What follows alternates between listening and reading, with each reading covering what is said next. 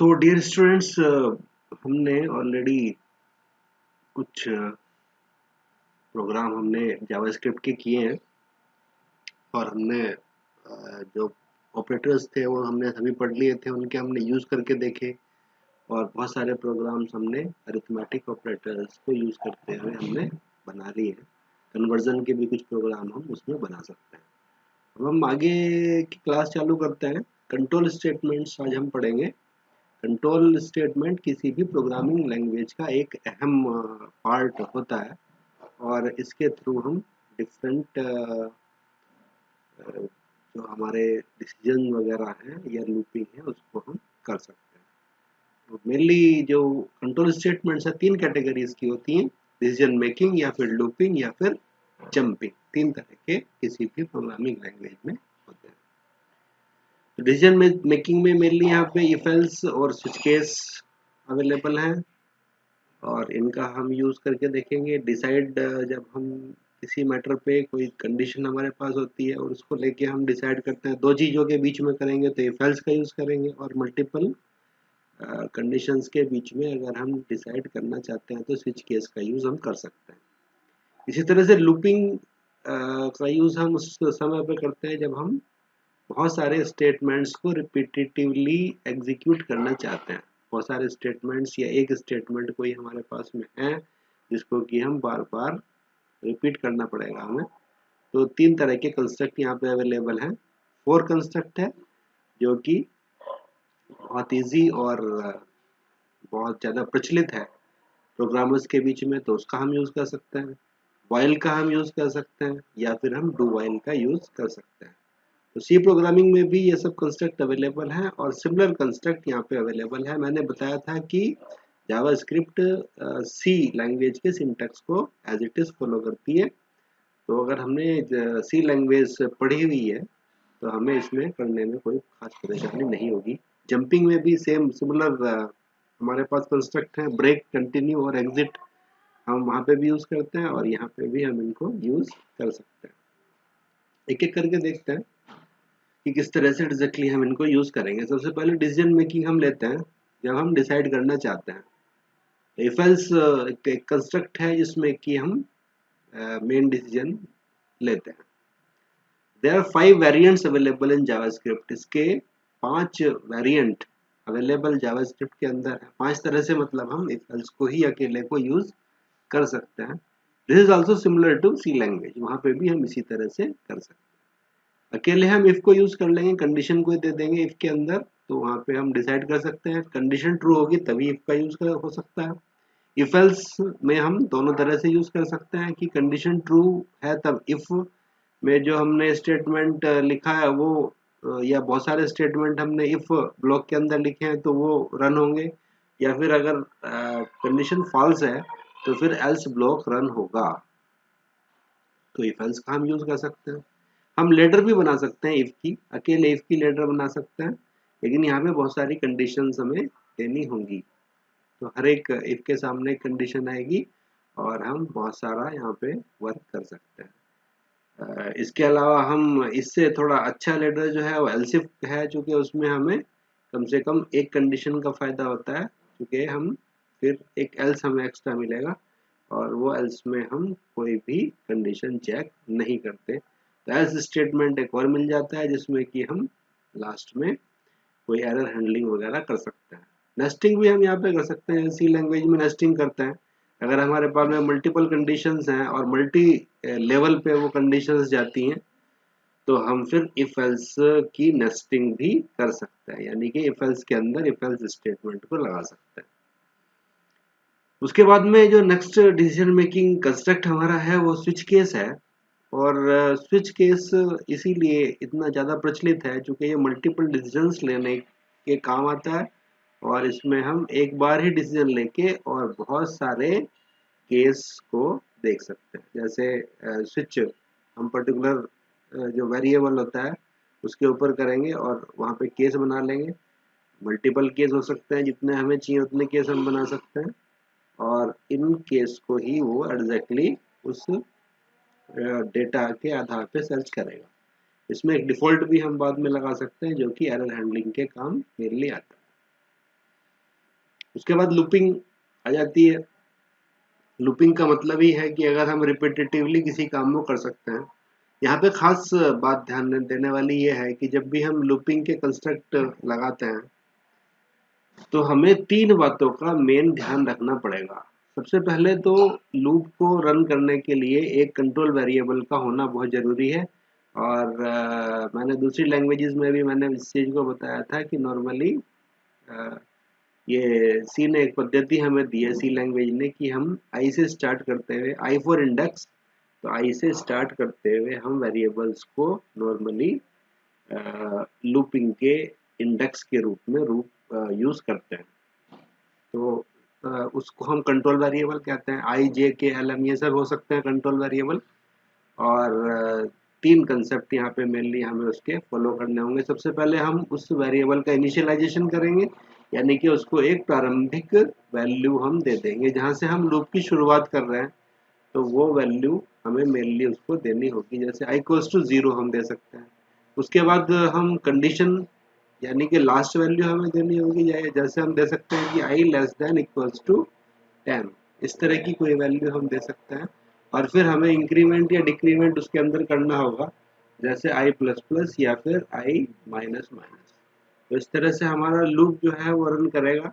एक initial value उसको हम देंगे, इनिशियल वैल्यू, और फिर हम उसको एक लास्ट वैल्यू देंगे, कहाँ तक हम जाएंगे, कहाँ से शुरू करेंगे, कहाँ पे ख़त्म करेंगे, और हमारे स्टेप एग्जैक्टली क्या क्या होंगे।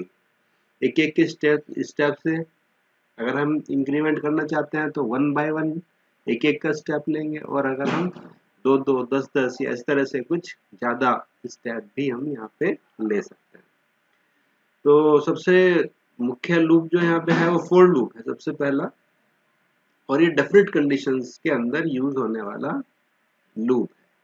बहुत ही सिंपल और सबसे ज़्यादा फेमस लूप कहा जाता है, क्योंकि यहाँ पे हम देख रहे हैं इसका जो सिंटेक्स है लिखने का, हम फोर लिखेंगे और हम यहाँ उसके बाद में हम पैरेंथेसिस के अंदर तीन स्टेटमेंट यहाँ पे दे सकते हैं। ये तीनों स्टेटमेंट एक साथ लग जाते हैं, यानी कि इनिशियलाइजेशन, कंडीशन और इंक्रीमेंट जो तीन के तीन है वो एक ही लाइन में लग जाएंगे। और यहाँ पे जितना भी स्पेस है पैरेंथेसिस के बीच में, इसको हम तीन पार्ट में डिवाइड करने के लिए दो सेमीकोलन यहाँ पे लगा लेते हैं। तो आप देख रहे हो दो सेमीकोलन यहाँ पे लगे हुए। और फिर हम इसका एक इसके नीचे एक ब्लॉक बना देते हैं सेमीकोलन की सहायता से, और स्टार्टिंग ब्रेस और एंडिंग ब्रेस लगा देते हैं, जिससे स्टार्टिंग ब्रेस से एंडिंग ब्रेस तक इसकी बॉडी रहेगी। उसके अंदर जितने भी स्टेटमेंट हैं वो सारे वन बाय वन एग्जीक्यूट करेंगे, और जब तक कंडीशन ट्रू रहेगी तब तक इसके अंदर रहने वाले जितने भी स्टेटमेंट हैं वो बार बार एग्जीक्यूट होते रहेंगे। जैसे यहाँ पे एक हमने एग्जांपल दिया है फॉर, हमने यहाँ पे ग्रुप यहाँ पे एक लगाया है। तो इस फॉर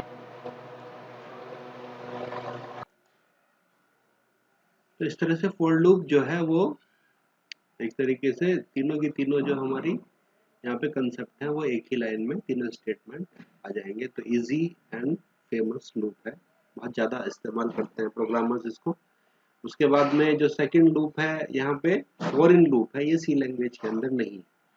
यहाँ पे चूंकि ऑब्जेक्ट के साथ में हम काम कर सकते हैं, तो ऑब्जेक्ट की प्रॉपर्टीज को चेंज करने के लिए हम नॉर्मली इसका यूज यहाँ पे कर सकते हैं। आप लोगों ने विजुअल बेसिक के मेरे लेक्चर अगर देखे होंगे, वहाँ पे भी कुछ इस तरह के लूप अवेलेबल हैं जिससे कि हम जो ऑब्जेक्ट्स हैं उनकी प्रॉपर्टीज को चेंज करते हैं।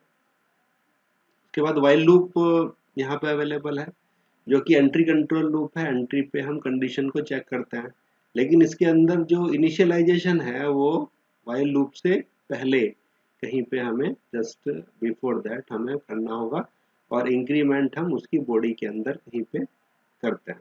तो इस तरह से लगता है वाइल के सामने कंडीशन लिखी जाती है।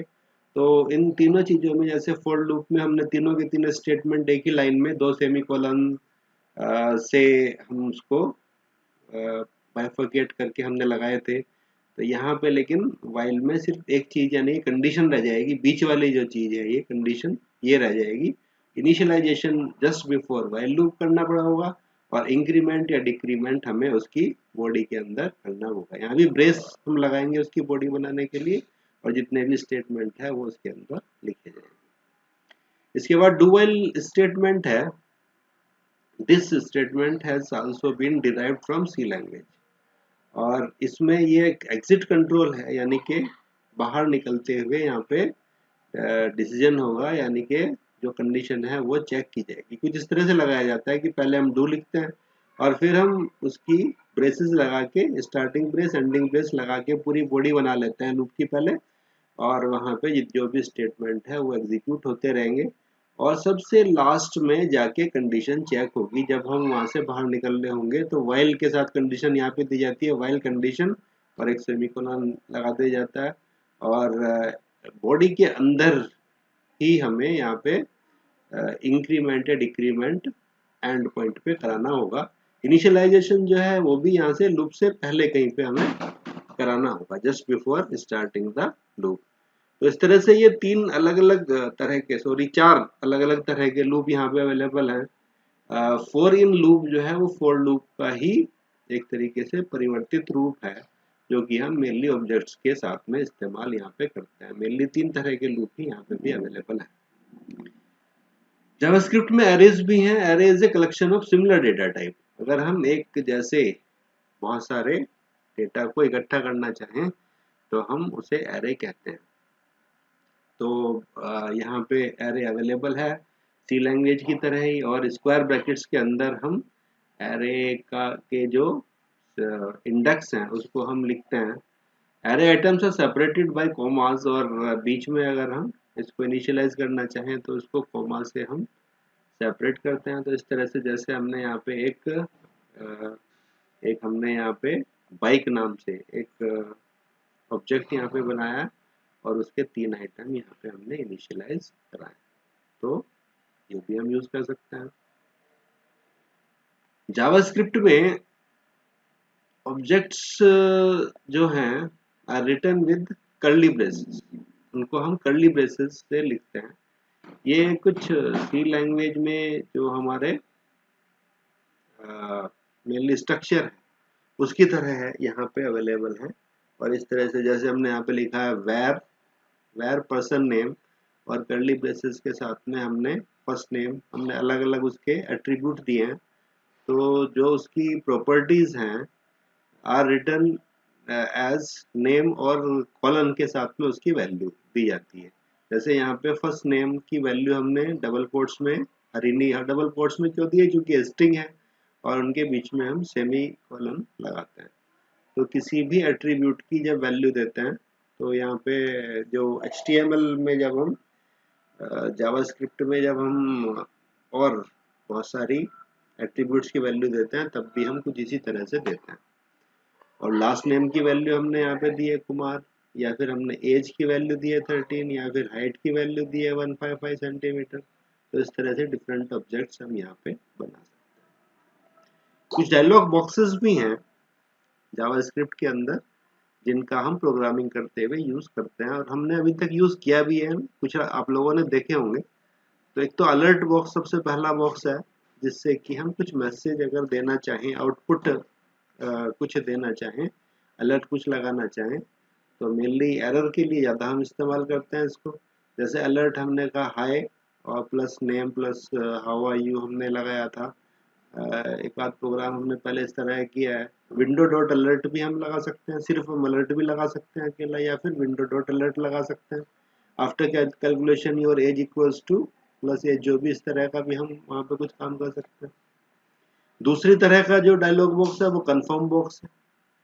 अगर हम कोई कंफर्मेशन लेना चाहते हैं यूजर से, जैसे उससे यस नो कराना चाहते हैं, तो वेर आंसर इक्वल्स टू, और यहाँ पे कंफर्म बॉक्स हमने लगा दिया do you want to quit, क्या आप क्विट करना चाहते हैं, यस नो यहाँ पे लगा दिया। तो वो यस नो में से कोई एक प्रेस करेगा तो हम उसका जो आंसर है, जो उसने जो भी वहाँ पे चूज किया, उसको हम यहाँ पे कैच कर सकते हैं, स्टोर कर सकते हैं, और उसके ऊपर डिपेंड करते हुए कोई डिसीजन हम यहाँ पे ले सकते हैं। इसको भी हम विंडो डॉट कन्फर्म के साथ में यूज कर सकते हैं इस तरह से। और तीसरा मोस्ट इम्पोर्टेंट प्रॉम्प्ट है, जिससे कि हम इनपुट करा सकते हैं। जैसे हमने कुछ पहले प्रोग्राम चुकी है उनके अंदर कराया भी था। तो जैसे var num equals to prompt enter a number, इस तरह से हम यहाँ पे करा सकते हैं। जैसे एज को हम ले सकते हैं, age equals to window dot prompt enter your age. तो इस तरह से हम इनपुट कराने में इसका इस्तेमाल करते हैं। तो यहाँ पे अब हम कुछ प्रोग्रामिंग करके यहाँ पे देखते हैं कि एग्जैक्टली मैंने पहले जैसे आप लोगों को बताया था कि एक फोल्डर सबसे पहले यहाँ पे बना लेंगे और उस फोल्डर के अंदर ही हम सारी की सारी प्रोग्रामिंग करेंगे। अगर कुछ इमेजेस हमें चाहिए तो यहाँ पे हमने एक फोल्डर बना लिया था, पिछली बार मैंने आप लोगों को बताया था ओपन, और इसमें यहाँ पे कुछ हमने यहाँ पे कुछ पिक्चर जो है वो सेव किए। ये पिक्चर हम मेनली अपना हमारा जो पेंट जो सॉफ्टवेयर है उसके अंदर हम इनको चेंज करके और उनके जो पीएनजी या जीआईएफ या जेपीजी वगैरह में यहाँ पे सेव कर सकते हैं। देखो ये पिक्चर अलग अलग तरह की हैं। ये वाली जो पिक्चर है वो पीएनजी पिक्चर है, और ये 3D पिक्चर है, यहाँ पे ऑब्जेक्ट्स हैं, और ये पिक्चर भी पीएनजी है, और ये पिक्चर भी पीएनजी है, और ये वाली पिक्चर जो है ये पीएनजी है, और ये वाली पिक्चर जो है ये जीआईएफ पिक्चर है।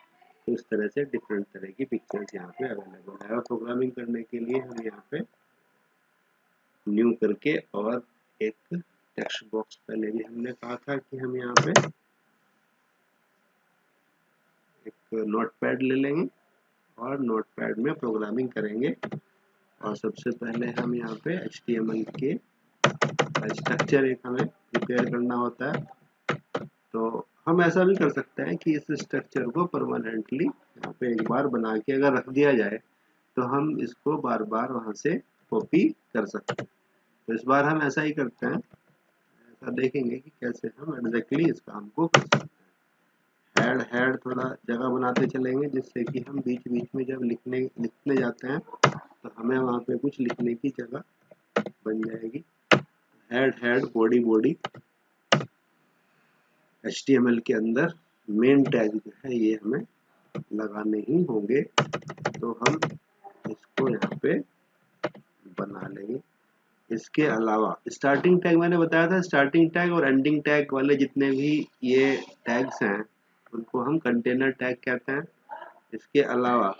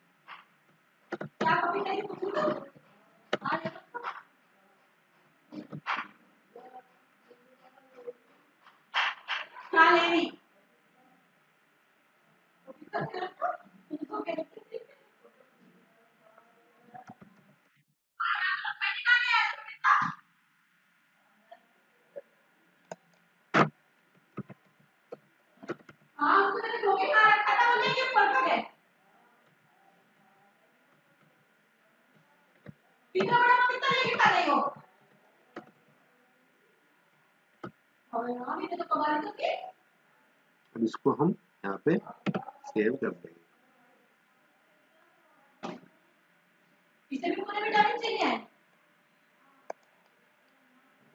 सेव कर देंगे और इसको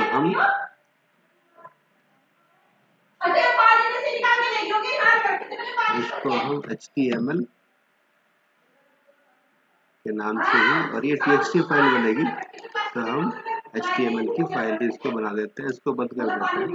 तो यहाँ पे देखो HTML की फाइल बन चुकी है। जब भी इसको खोलेंगे तो ये स्ट्रक्चर यहाँ पे अवेलेबल है। अब हम यहाँ से इस फाइल को नोटपैड प्लस प्लस में एडिट करने के लिए खोलते हैं और इस तरह से ये खुल जाएगी। अब हम इसको कॉपी कर लेंगे Ctrl+C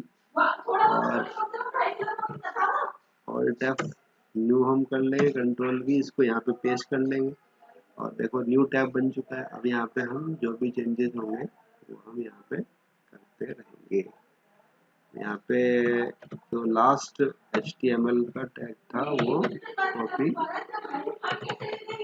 नहीं हुआ।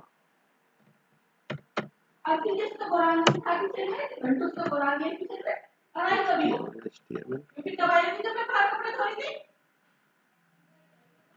अब हम यहाँ पे प्रोग्रामिंग करते हैं, और स्क्रिप्ट टैग के बीच में लिखेंगे। अब यहाँ पे सबसे पहले एक प्रोग्राम हम बनाने की, क्योंकि हमने डिसीजन मेकिंग यहाँ पे पढ़ा है, तो एक प्रोग्राम बहुत मुख्य प्रोग्राम है, बहुत मुख्य कंसेप्ट है। ऑड इवन को चेक करना, कोई नंबर अगर हमारे पास है तो उसके ऑड इवन को हम चेक कर सकते हैं।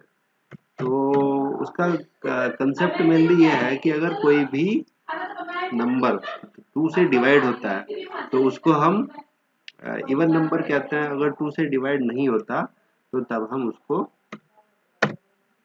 ऑड कहते हैं।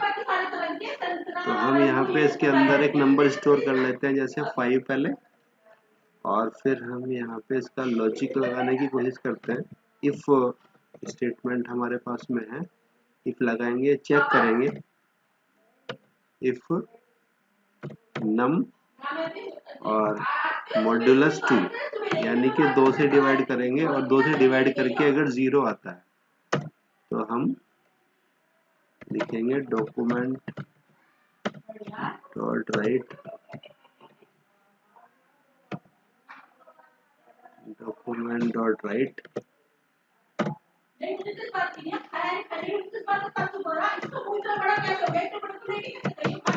नंबर इज इवन है। अदरवाइज हम लिख लेंगे यहाँ पे एल्स डॉक्यूमेंट डॉट राइट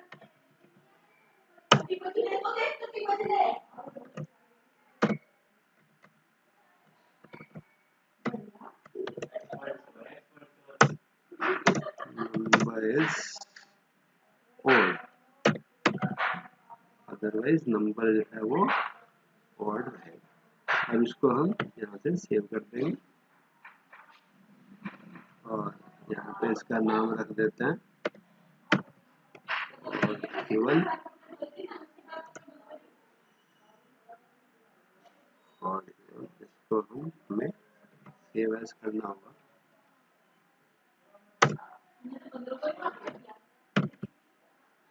और गिवन डॉट HTML, हमें HTML एक्सटेंशन देना बहुत जरूरी है, वरना ये टेक्स्ट डॉक्यूमेंट बन जाएगा। इस तरह से हम इसको चेंज करेंगे। तो अब ये चेंज हो चुका है और अब हम इसको यहाँ से रन कर सकते हैं। तो ऑल टैब से हम यहाँ पे जाएंगे, देखो ऑडिबल बन चुका है। इसको अगर हम रन करना चाहें तो यहाँ से हम इसको रन कर देंगे।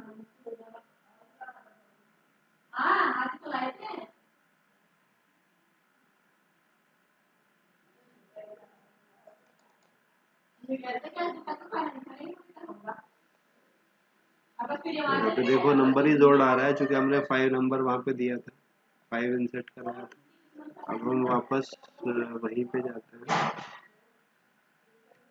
एडिटर पे जाएंगे। अब सबसे पहले तो हम यहाँ पे इनपुट कराने की कोशिश करते हैं कि अगर हम इसको इनपुट कराना चाहते हैं तो यहाँ पे हमने चूंकि डायरेक्टली वैल्यू दे दी थी, अगर हम इनपुट कराना चाहें तो हम यहाँ पे लगाएंगे num इक्वल्स टू prompt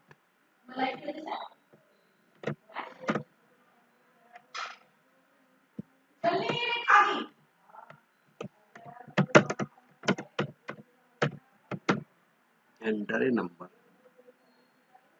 फिर हम इस तरह से एक नंबर को एंटर करा सकते हैं। इसको सेव कर देंगे सबसे पहले, और फिर हम ब्राउजर पे जाके इसको एग्जीक्यूट कराएंगे। देखो यहाँ पे अब 6 नंबर इज इवन। तो इस तरह से हम यहाँ पे कुछ प्रोग्रामिंग कर सकते हैं। अब यहाँ पे एक और चेंज हम इसके अंदर करना चाहते हैं कि अगर हम ये चाहें कि हम इसको हेड के अंदर लेके जाएं इस प्रोग्राम को, और तो हम यहाँ पे पहले इसको स्क्रिप्ट के साथ में सेलेक्ट कर लेते हैं। स्क्रिप्ट टैग को पूरे को लेके जाना होगा, कंट्रोल एक्स कर लेते हैं, कट कर लेते हैं और फिर हेड पोर्शन में इसको लेके जाएंगे। अब हमें यहाँ पे इसका एक फंक्शन बनाना होगा। जब भी हम हेड पोर्शन में किसी भी प्रोग्राम को रखेंगे तो हमें फंक्शन के रूप में उसको सेव करना होगा। तो यहाँ पे ये हमारी प्रैक्टिस भी हो जाएगी पहली कि किस तरह से हम फंक्शन यहाँ पे बनाते हैं। तो हम इसका नाम रख देंगे चेक रख देंगे इसका नाम, और यहाँ पे पेरेंथेसिस हम जरूर लगाएंगे। जो पेरेंथेसिस है ये फंक्शन का माउथ एक तरीके से होता है। जो सिंटैक्स यहाँ पे है प्रोग्रामिंग का, और स्टार्टिंग ब्रेस और एंडिंग ब्रेस में उसकी जो बॉडी है फंक्शन की वो यहाँ पे बन जाएगी। तो हमने यहाँ पे लिखा फंक्शन और हमने एक उसको नाम दे दिया, इसको आइडेंटिफायर भी कहते हैं हम। तो चेक हमने दे दिया और यहाँ पे पेरेंथेसिस लगाया उसके सामने, तो इससे हम उसको डिनोट करते हैं कि एक फंक्शन है और ये यहाँ पे पैरामीटर्स भी ले सकता है। और फिर स्टार्टिंग ब्रेस और एंडिंग ब्रेस के बीच में उसको रख दिया। लेकिन अब हम इसके फंक्शन को हमें बॉडी के अंदर जब बॉडी लोड होगी तो वहां पे उसको हमें कॉल करना होगा। तो हम यहाँ पे इनपुट लगाएंगे और उसके अंदर इसको कॉल करेंगे। इनपुट, और उसका जो टाइप होगा हमारा वो बटन के क्लिक के ऊपर हम कॉल करेंगे, equals two button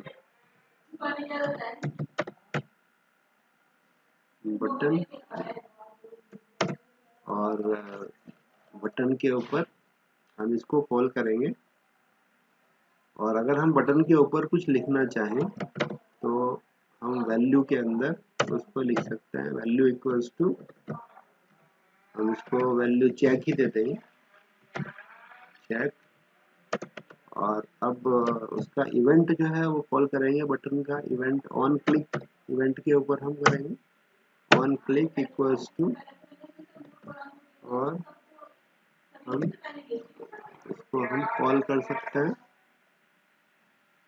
on click, इसको हम कॉल कर सकते हैं और इसका नाम लिख देंगे चेक, चेक फंक्शन जो है।